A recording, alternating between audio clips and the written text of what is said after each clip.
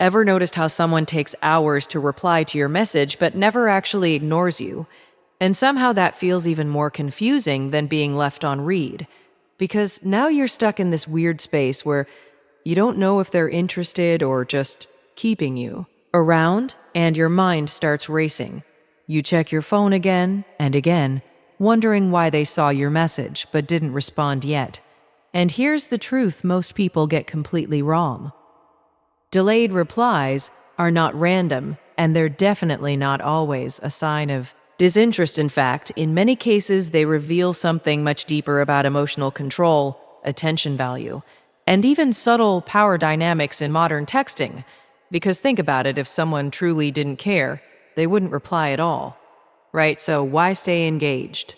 But still take their time. And this is where it gets interesting. There are actually two very different reasons behind slow replies, and almost nobody talks about this.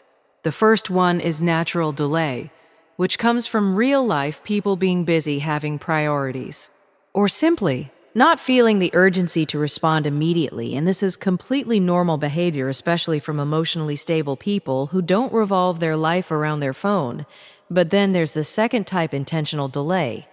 And this is where psychology starts to play a game, because some people consciously or unconsciously slow down their replies to manage how they're perceived, to avoid looking too eager, or to create a certain level of mystery and attraction. And the problem is, most people can't tell the difference between these two, so they react the wrong way. They either overthink and become needy, or they try to match the delay in a forced, unnatural way. And both of these responses slowly kill attraction without them even realizing it. So the real question is not why they reply late, but what their delay actually means, and more importantly, how you respond to it without losing your value.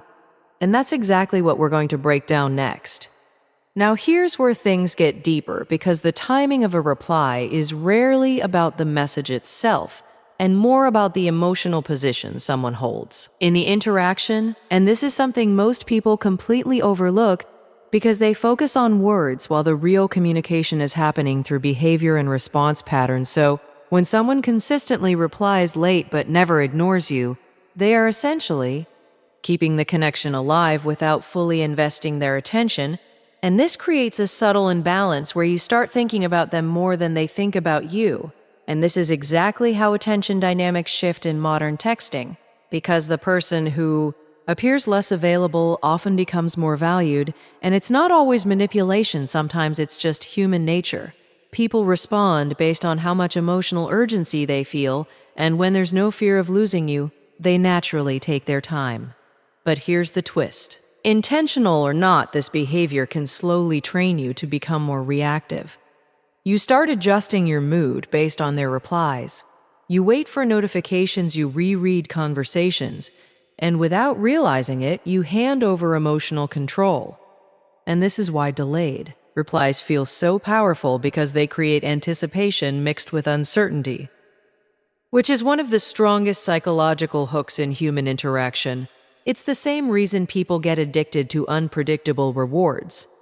Your brain keeps seeking closure but never gets it instantly, and this keeps you engaged longer. Now, on the other side, if the delay is natural, it usually comes with consistency.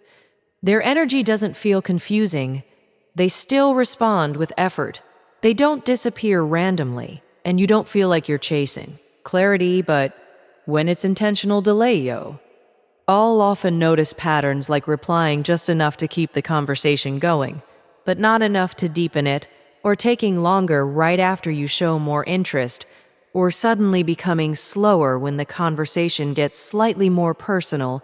And these small shifts reveal more than any message ever could, because attraction is less about what people say and more about how they manage their presence and attention.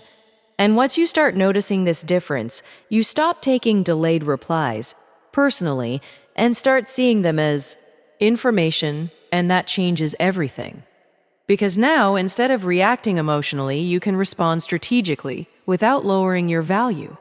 So now the real power comes from how you respond, because this is where most people either lose attraction or unknowingly increase it. And the biggest mistake you can make is reacting emotionally to their timing. Because the moment you start overthinking, double texting, or trying to match their delay, in a forced way, you're no longer acting naturally. You're reacting, and that instantly lowers your perceived value. Instead, what you need to do is shift from reaction to control.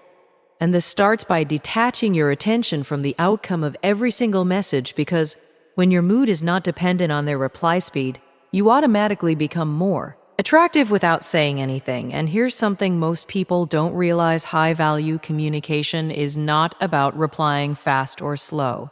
It's about replying with clarity, confidence, and a life outside the conversation. So if they take hours to reply, you don't punish them by disappearing or playing games. You simply continue your rhythm. You reply when it's convenient for you, not as a strategy, but as a reflection of your lifestyle. And this subtle shift removes the pressure and resets the dynamic in your favor.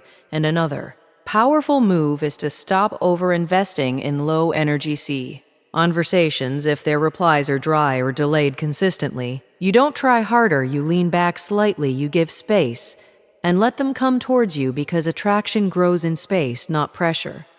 And this is where most people go wrong. They try to fill silence when, in reality, silence is what builds curiosity and emotional tension. And when you master this, you'll notice something interesting. Either they start putting in more effort, or the connection naturally fades, and both outcomes are actually wins. Because you're no longer stuck in confusion, you're in control, and that's the real goal: not making them reply faster, but making sure you never lose your value based on how someone else chooses to respond. And once you operate from this mindset, delayed replies stop feeling like rejection and start becoming just another signal that you understand and use to your advantage.